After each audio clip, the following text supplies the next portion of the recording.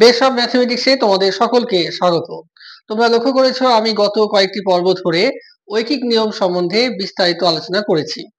এখন আগামী কয়েকটি পর্ব ধরে ঐকিক নিয়মের যে দুটি বিষয় থাকে তাদের কি সম্পর্ক, সরল না ব্যস্ত সম্পর্ক, তা নিয়ে আলোচনা করব।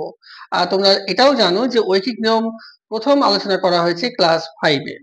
তাই আজকে আমার সঙ্গে আছে এই আলোচনায় ক্লাস 5-এর এক স্টুডেন্ট ঈশিতা। ঈশিতা, এখানে পরের প্রশ্নটি তোমাদের ক্লাস 5-এর 207 পেজে আছে এবং এই প্রথম প্রশ্নটি। তো প্রশ্নটি হচ্ছে এরকম: 21 জন লোক একটি পুকুর খনন শুরু করল। তারা 40 দিনে পুকুরের কাজ খনন করতে পারবে, কিন্তু 7 জন লোক অসুস্থ হয়ে পড়ল। তাহলে ওই পুকুর কাটতে কতদিন সময় লাগবে? এটি প্রশ্ন করেছে। তার মানে এখানে বিষয় হচ্ছে তোমার লোক সংখ্যা এবং দিন সংখ্যা। আর কি এটা কি কাটবে? পুকুর।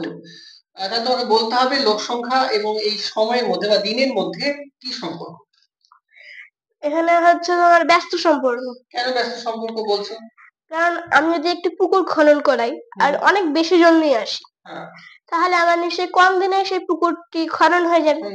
আর যদি পুকুরটা দেখতে পাচ্ছ ভালো করে, পুকুরটা তুমি খনন করবে আর অনেক লোক নিচে বসেছে, তাহলে সময়টা কম লাগবে। আর যদি কম লোক নিয়ে আসো, আর যদি আমি ভাবি যে অনেক কম লোক নিয়ে আসবো, তাহলে নিশ্চয়ই আমার অনেক বেশি দিন লাগবে।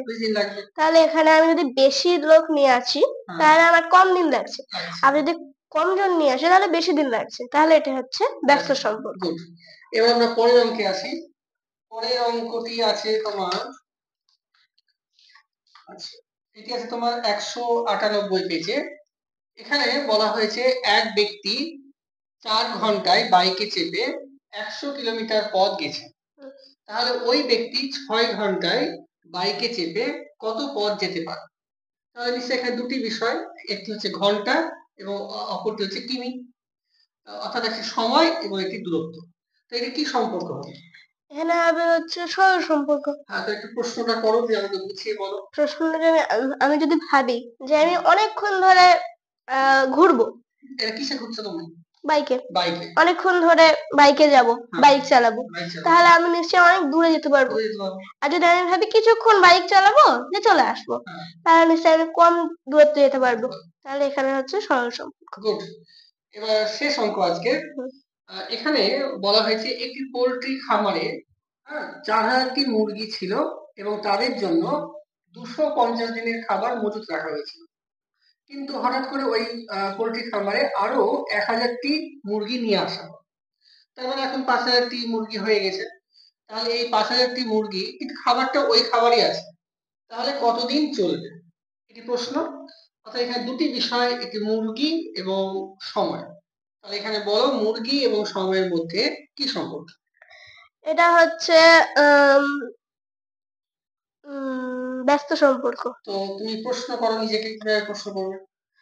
না, আমি যদি একটি মুরগির ফার্মে কিছুদিনের জন্য খাবার মজুত করে রাখি 4000টি মুরগির জন্য, মানে কি কম মুরগির জন্য, তাহলে আমার নিশ্চয়ই ওই খাবারে কিছু মুরগি, কম মুরগি বেশি দিন চলবে। মজুত করে রেখেছে 250 দিন।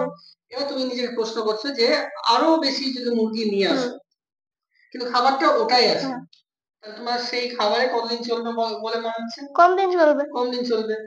আর যদি এখান থেকে মুরগি যদি চলে যায় হঠাৎ করে, তাহলে যদি কম যদি মুরগি হয়, তাহলে খাবারটা কিন্তু ওটাই আছে, তাহলে দিন বাড়বে। দিন বাড়বে, মানে কম মুরগি তাহলে বেশি দিন চলবে। তাহলে এটা আমরা দেখতে পাচ্ছি ব্যস্ত সম্পর্ক। তাহলে আজকে এভাবে আমি 6টি অঙ্ক নিয়ে আলোচনা করলাম। আগামী পর্বে এইভাবে তোমাদের ক্লাস 5-এর যে ঐকিক নিয়মের অঙ্কগুলো আছে তা নিয়ে আলোচনা করবো। তো দেখতে থাকো। Thank you.